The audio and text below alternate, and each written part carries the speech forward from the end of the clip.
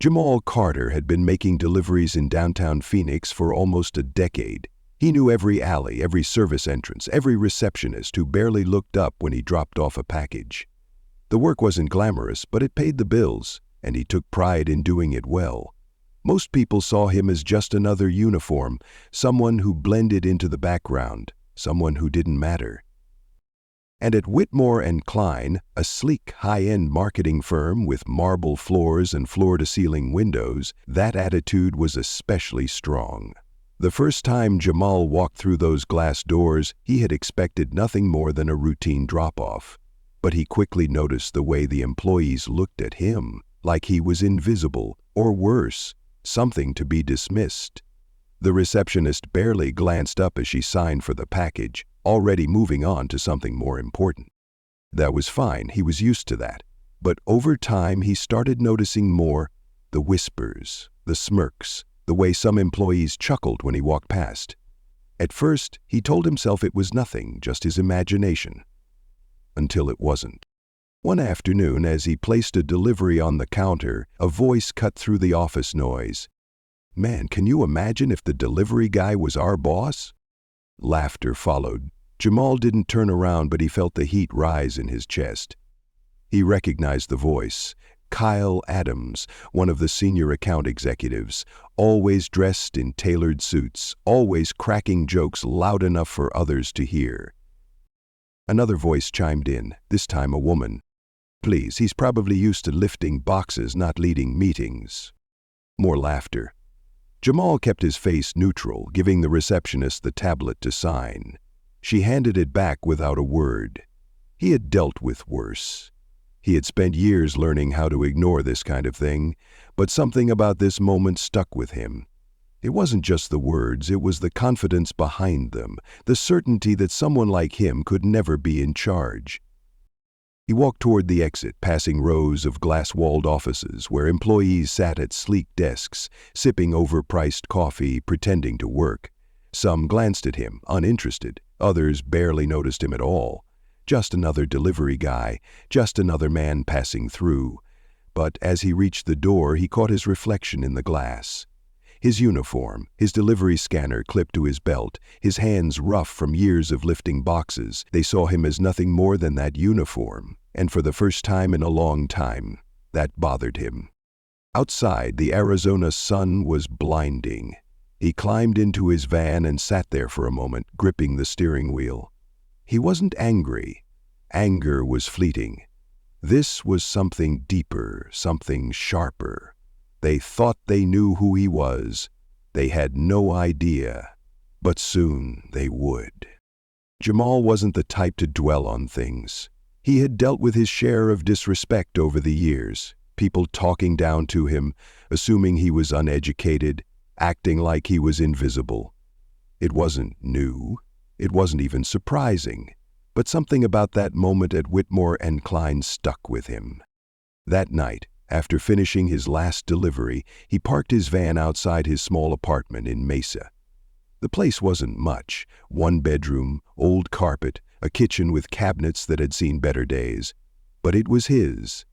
He sat there in the dark for a while, gripping the steering wheel, staring at the glow of a streetlight outside his window. He had spent years telling himself it didn't matter what people thought of him, as long as he worked hard and made an honest living. But tonight that logic wasn't holding up. The laughter at Whitmore & Klein wasn't just ignorance, it was certainty. Those people truly believed they were better than him, that someone like him could never be in a position of power. He needed to talk to someone. Jamal grabbed his phone and called the only person who had ever truly understood him, his older brother, Derek Carter. Derek picked up after 2 rings. "Yo, you good?" he asked. "I'm good. What's up with you?" Jamal hesitated. Had one of those days. Derek chuckled. "Let me guess, some rich folks made you feel like you weren't supposed to be in their space?" Jamal exhaled, rubbing his forehead. "Something like that, yeah." "Well, ain't nothing new." Jamal admitted. "It's not, but today was different." Derek didn't rush him to explain. He never did. He just waited. They laughed.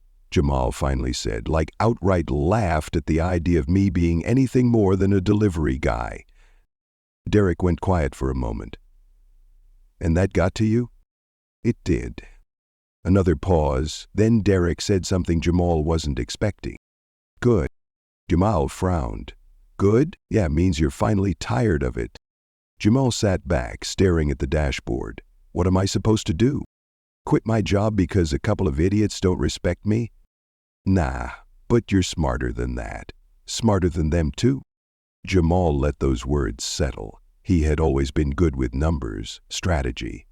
When he was 16, he had turned a couple $100s into a few thousand by flipping sneakers. Later, he got into investing, stocks, small businesses, even real estate deals. He understood the game better than most, but he had never gone all in. Derek's voice pulled him from his thoughts. Remember what Dad used to say, when people only see you one way. You've got two choices, prove them right or prove them wrong. Jamal Carter exhaled. Yeah, I remember. And what are you going to do? Jamal didn't answer right away. He was thinking about Whitmore and Klein, the expensive suits, the arrogant smirks, the way they had laughed at the idea of him being anything more than a guy who dropped off their packages. They saw him as small, and maybe up until now he had been thinking small. He looked at the worn steering wheel beneath his hands, then at the dashboard where a stack of delivery invoices sat. This wasn't all he was, he knew that, but they didn't. And that needed to change. Because proving them wrong wasn't going to happen overnight, but it was going to happen. Jamal wasn't just a delivery guy, not really. That was the part of himself he let people see, the part they assumed was all there was to him. But behind the uniform, behind the routine drop-offs and worn-out work boots, there was another side of him, one that very few people knew about. Because while they spent their days crafting marketing campaigns and crunching client numbers, Jamal, he had always had a mind for business. Even as a kid, he had found ways to make money. When other kids spent their allowances on toys, he had been flipping sneakers. Limited editions, hard-to-find releases. He knew exactly when and where to buy them, and more importantly, who was willing to pay double, sometimes triple, for a pair. By the time he was 20, he had moved on to cars, buying and selling used vehicles, learning how to negotiate, how to spot a deal before anyone else did. He invested in stocks, started putting money into small businesses. He never flaunted it, never talked about it, but he watched, he learned, he built, and over the past year, something even bigger had been brewing. Jamal had been sitting on a business proposal, one that had caught the attention of serious investors. People who weren't interested in where he came from or what he did for a living, but in what he knew. They saw his potential. They saw how he analyzed businesses, spotting their weak points, understanding their value before anyone else did. And now they were ready to back him. He had been meeting with them in the evenings after long shifts, late nights spent on Zoom calls, poring over financial statements, refining his strategy. He had already helped turn around 2 struggling businesses, quietly, efficiently. No one at Whitmore and Klein would ever suspect it. But they were about to find out. One evening, he sat across from his lead investor, Anthony Wells, in a private lounge at a downtown hotel. The place was sleek. Leather chairs, dim lighting, the quiet hum of business deals being made over expensive whiskey. Wells was a sharp, no-nonsense businessman who had built his fortune in commercial real estate. He didn't waste time on people who weren't serious. So, tell me again, Wells said, sipping his espresso. Why Whitmore and Klein? Jamal leaned forward. Because they're in trouble, and they don't even realize how bad it is. Wells raised an eyebrow. Explain. Jamal pulled out a folder from his briefcase, flipping it open on the table between them. They've been bleeding clients for the past year. Bad leadership, outdated strategies, spending money in the wrong places. They look successful on the surface, but their debt load is suffocating them. He tapped the papers. I give it 6 months before they either downsize or sell. Wells studied the numbers, flipping through the pages. You're sure about this? Jamal nodded. I've been watching them for a while. Their biggest accounts are pulling back. Their client retention is dropping. They're relying on reputation, not results. And that's catching up with them. Wells smirked. And you want to be the one to buy them out? Jamal didn't hesitate. I don't just want to buy them. I want to turn them around. Restructure, cut the dead weight, bring in fresh talent, make them profitable again. Wells sat back, tapping his fingers against the table. It's a bold move. It's a smart move, Jamal corrected. Wells chuckled. You've got confidence, I'll give you that. He took another sip of his espresso, then set the cup down and reached into his jacket pocket. He pulled out a check and slid it across the table. Jamal looked down at it. The amount was exactly what he needed to make the first move. Jamal Carter picked up the check, feeling the weight of the moment. This was it. The people who mocked him had no idea they were laughing at their future boss, and soon they were going to find out the hard way. Jamal knew patience was key. Buying a company wasn't like buying a car or flipping a stock. It required strategy, precise timing, and knowing exactly when to strike. He had spent months studying Whitmore & Klein's finances, learning their weaknesses, tracking their every misstep. The company wasn't just struggling, it was sinking. On the surface, they still had the sleek office, the polished brand, the illusion of success. But underneath it was chaos. Their biggest clients were scaling back, their expenses were out of control, and their leadership had no idea how to fix it. Jamal wasn't the only one who had noticed. Rumors started circulating in industry circles, whispers about potential layoffs, talks of restructuring. Some employees could sense it. Others were in denial, convinced that their firm was untouchable. But Jamal knew the truth. With Wells and the other investors backing him, he began making moves quietly, strategically. The first step was securing the shares. Whitmore & Klein wasn't a publicly traded company, but it had multiple stakeholders. Former executives, private investors, people who had put money in years ago and were now desperate to get out before things collapsed. Jamal approached them one by one, making offers they couldn't refuse. At first, some were skeptical, a delivery guy buying into a major marketing firm. But money talked, and Jamal had the leverage. One by one, they signed over their shares. It took weeks, late-night meetings, careful negotiations, but by the time the paperwork was finalized, Jamal held the controlling interest. He owned Whitmore & Klein. The last step was making it official. The current CEO, James Langford, was a man who had built his career on old money and good connections. He wasn't particularly smart, just lucky, and luck had finally run out. Jamal scheduled a meeting, no warning, no pretense, just a direct email to Langford's assistant. Subject: immediate discussion required. The assistant, a woman named Ella who had worked at Whitmore Klein for over 20 years, blinked in confusion when she saw Jamal's name in the sender's field. She had seen him drop off packages dozens of times. Why was he emailing the CEO directly? She knocked on Langford's office door, stepping inside carefully.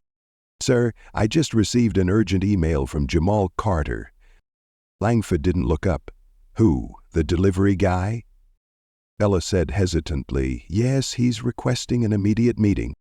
Langford leaned back in his chair, rubbing his temple. He was already in a foul mood. Profit reports were looking grim, and their largest client had just pulled their contract. The last thing he had time for was nonsense. "Fine, bring him in," Langford muttered, waving a dismissive hand. "Let's get this joke over with." By the time Jamal walked into the Whitmore & Klein office that morning, the energy in the building had already shifted. There were murmurs, glances exchanged in the hallways. The receptionist, the same one who had barely acknowledged him for years, suddenly sat up straighter when he entered. Langford was waiting in his office, clearly irritated. He didn't even stand when Jamal walked in. "What's this about?" Langford asked, barely glancing up from his computer. Jamal took a seat across from him, setting a thick envelope on the desk. "It's about the fact that as of this morning, I own the majority of Whitmore & Klein." James Carter finally looked at him. He frowned, then let out a short, dismissive laugh. That's impossible, James said. Jamal didn't blink. Check the paperwork. James hesitated, then grabbed the envelope, pulling out the documents. As he flipped through them, his face lost color. He looked up again, this time with something different in his expression, panic. "This is a joke," he muttered. "Who the hell do you think you are?" Jamal leaned back in the chair, calm. "I think I'm your new boss." James slammed the papers down. "This firm isn't for sale." "It was," Jamal said smoothly. "You just didn't know it." James's mouth opened, then closed. He looked at the numbers again, as if trying to find a mistake, but there was no mistake. The realization hit him like a brick. He wasn't the CEO anymore. Jamal stood up. "I'll give you until the end of the day to clear out your office." James stared at him, speechless. Jamal turned toward the door, but before he left, he glanced over his shoulder. "Oh, and Richard?" He let a small smile cross his lips. "Don't worry, I'm sure there's a delivery job out there for you somewhere." James's face turned red, his jaw tightening, but he said nothing. The office would never be the same again, and for the first time in years, Jamal Carter wasn't just passing through. He was in charge. Jamal knew that taking over Whitmore and Klein was one thing. Making sure everyone understood what that meant was another. As he walked out of James's office, the murmurs in the building grew louder. Employees shot glances at each other, whispering behind cupped hands, confusion written across their faces. They had seen him before hundreds of times, but never like this. No uniform, no scanner clipped to his belt. Just confidence in his stride and ownership in his presence. Some recognized the folder he had carried into the CEO's office, and when James's door slammed shut behind him, a few people stood up from their desks, trying to piece together what had just happened. Jamal ignored the stares. He had something more important to do. He turned to Ella, James's longtime assistant. She was watching him carefully, her expression unreadable. "I need the entire company in the main conference room," Jamal said. 10 minutes. Ella hesitated. She had worked for James for years, but she had also seen firsthand the cracks forming in the company. She glanced toward the closed office door, then back at Jamal. "I'll send the email now," she said. Minutes later, the employees of Whitmore and Klein shuffled into the sleek, glass-walled conference room, murmuring among themselves. Kyle Adams, the same senior executive who had laughed about the idea of Jamal being in charge, leaned over to his colleague and scoffed. "What is this?" Kyle muttered. "A security briefing?" His friend smirked. "Maybe they're laying off the cleaning crew." The joke stopped when Jamal stepped to the front of the room. No one sat down, no one spoke. The silence stretched as he looked around, meeting their eyes. Some looked confused, others looked impatient, and a few, like Kyle, still looked amused. Jamal finally spoke. "I'm sure you're all wondering why I called this meeting." A few exchanged glances, shifting on their feet. "As of this morning," Jamal continued, "I am the new majority owner of Whitmore and Klein." A ripple of stunned silence moved through the room. Someone let out a small, disbelieving laugh, as if waiting for a punchline. It never came. Kyle folded his arms, smirking. "You're joking." Jamal turned his gaze to him, his expression unchanging. "Do I look like I'm joking?" Kyle's smirk faltered. Jamal set a thick stack of documents on the conference table. The financials, the contracts, every signed deal that made this possible. He gestured to the papers. "If anyone has doubts, feel free to take a look." Nobody moved. The weight of reality settled over the room. It wasn't a prank. It wasn't a mistake. Jamal Carter, the man they had ignored, the man they had laughed at, was now their boss. For the first time since stepping into that building, Jamal allowed himself a small pause. He let them sit with the moment, let them process it. Then he spoke again. "I've worked in this building for years. Most of you never noticed me. Some of you did, and made sure I knew exactly what you thought of me." His gaze flickered briefly toward Kyle. I remember every joke, every insult, every time someone assumed I didn't belong. Kyle shifted uncomfortably but said nothing. But I also remember something else, Jamal continued. I remember watching this company make mistake after mistake. I remember seeing potential wasted because leadership refused to adapt. And I remember thinking that if I had the chance, I would do things differently. He took a step forward, his tone unwavering. That chance is now. A nervous energy filled the room. People who had been standing with arms crossed slowly unfolded them. Others who had been leaning against the wall straightened. Jamal Carter glanced around the room, then let his next words land with precision. Things are about to change. Some of you won't like it. Some of you won't be here for it. Silence. Jamal gave them a moment to absorb that before continuing. But for those of you who are willing to work, who are willing to be part of something stronger, something better, you'll have a place here. He let his eyes sweep the room one last time. This is not the same company it was yesterday, and it's definitely not the same company it was when I walked in here as a delivery man. Another pause. Then, with a calm authority that left no room for doubt, he finished. If you don't like that, there's the door. The weight of his words settled over the room like a final verdict, and for the first time the people in that office realized Jamal Carter wasn't just passing through. He was here to stay. The conference room was thick with silence. No one moved. No one spoke. The reality of what had just happened settled in like a slow-building storm. Jamal could see it in their faces. The disbelief, the unease, the subtle glances exchanged between employees who just moments ago had felt untouchable. Then finally someone broke the silence. Kyle Adams let out a short laugh, a bitter, hollow sound. He shook his head, crossing his arms. "This is insane," he muttered. "You can't be serious." Jamal turned his gaze to him, steady. "You think I'd stand here and say all this if I wasn't serious?"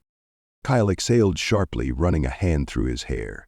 "So what, you come in here, throw your weight around, and we're all just supposed to fall in line?"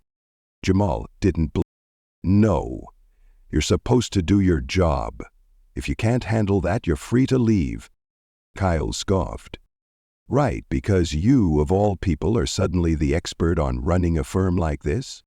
Jamal took a step closer, his voice unwavering. "I know this company better than you think, Kyle. I've spent years watching you all operate. Watching the arrogance, the wasted potential, the outdated strategies, and I've spent even more years learning how to run businesses successfully." Kyle clenched his jaw. "You making a mistake." "No," Jamal said calmly. "The mistake was assuming I didn't belong here." A few murmurs rippled through the room. Some employees looked at each other, uncertain.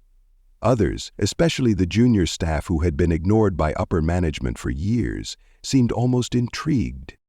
Jamal let the tension settle before continuing. "Let's talk about mistakes, actually," he said. He pulled a folder from the stack on the table and flipped it open. "Kyle, since you seem to have so much to say, maybe you'd like to explain why your department is responsible for one of the largest client losses in company history?" Kyle's face darkened. "That's not it." "Isn't it?" Jamal cut in smoothly. "And I have the reports to prove it. Over-promising, under-delivering, failing to adjust strategies when the market shifted." He tapped the folder.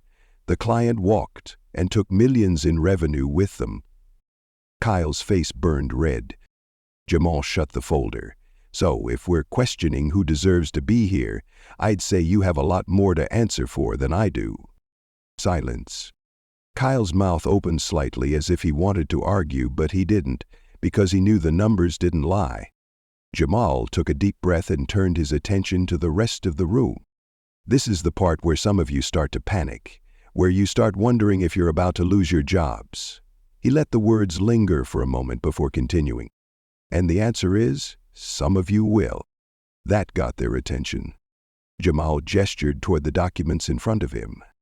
I've already done my research. I know who brings value to this company. I know who's been skating by. And I know who's been taking credit for other people's work. Some people visibly tensed. Others stole glances at their colleagues as if suddenly realizing the consequences of their office politics. Jamal continued, "There's dead weight in this company, and I don't carry dead weight.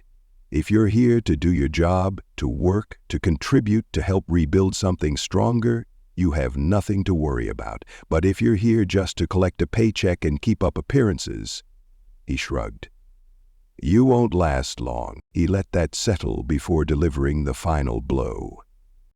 "I'll be sending out termination notices by the end of the day." The room felt like it had lost all its oxygen. Kyle took a step forward. "You can't just—" "I can," Jamal said simply, "and I will." Kyle's jaw clenched. His pride wouldn't let him be the first to back down. He straightened his tie, lifted his chin. "Fine, if this is how it's going to be, then I quit." Jamal met his stare. "That's the first good decision you've made in years."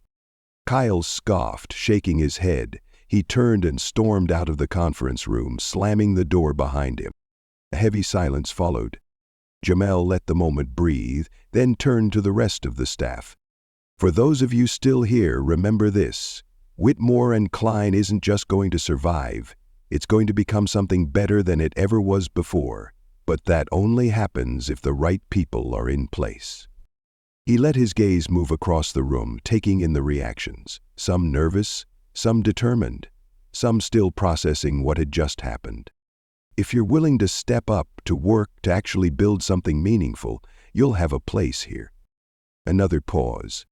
"But if you're only here because you think you deserve to be, because you're comfortable, because you think nothing will change—" Jamal Carter gestured toward the door. "You can follow Kyle." The room remained silent, but this time it wasn't shock. It was realization. Things had changed. Jamal wasn't the man they had dismissed anymore, and from this moment forward, he never would be again. By the time Jamal left the conference room, the energy in the office had completely shifted. Some employees sat at their desks in stunned silence. Others whispered in hushed voices, stealing glances at the man they had ignored for years. Some looked afraid, others looked intrigued, and a few, just a few, looked inspired. Jamal didn't let any of it affect him. He had done what needed to be done. Now the real work began. As he stepped into what was now his office, formerly Richard Langford's, he let out a slow breath. The space was bigger than he had expected. Leather furniture, bookshelves lined with unread business books, a massive oak desk that probably cost more than his first car. He walked over to the floor-to-ceiling window, looking out over the city. This moment was supposed to feel different. He had spent months, years even, working toward this, fighting against every assumption, every dismissal, every time someone had underestimated him. He had made it. He had proven them wrong. And yet, standing here, staring at the skyline, he realized something. This wasn't about revenge. It had never been about that. If it was, the satisfaction would have faded by now. He would have felt the high of proving them wrong, of watching Kyle storm out, of seeing the looks on their faces when they realized the man they had mocked now owned everything they stood on. But that feeling wasn't what drove him. He had done this because he knew he could build something better, not just for himself, but for the people in that office who had been overlooked, dismissed, underestimated, just like he had been. There were people in that building who had talent, people who had ideas, people who, under the right leadership, could turn this company into something great. And there were people who didn't belong there anymore. He had spent years learning that respect wasn't given, it was taken, earned, built with action, not words. A soft knock at the door pulled him from his thoughts. Ellen Langford, Richard Langford's former assistant, stepped inside hesitantly. "Everything all right?" she asked. Jamal turned from the window, nodding. "Just getting used to the view." She gave a small smile. "I imagine it looks a lot different from this side." He studied her for a moment. She wasn't like the others. She had been in this company long enough to see its rise, its mistakes, and its slow decline. "I have a question for you," he said. She raised an eyebrow. "All right. Why are you still here?" Ellen folded her arms, considering. "Because I love what this place used to be, and I think under the right leadership, it could be that again." Jamal nodded slowly. Ellen hesitated. "If I'm being honest, I didn't expect this. I've seen a lot of CEOs come and go, but I never thought I'd see this company end up in your hands." Jamal chuckled. "Neither did they." She exhaled, shaking her head with a small smirk. "Richard Langford's gone. Kyle quit. There's a lot of uncertainty right now." "There always is when change happens," Ellen said, studying him for a moment. Then she nodded. "Well, for what it's worth, I think this place could use some change." Jamal smirked. "Then let's get to work." As she walked out, he turned back to the window.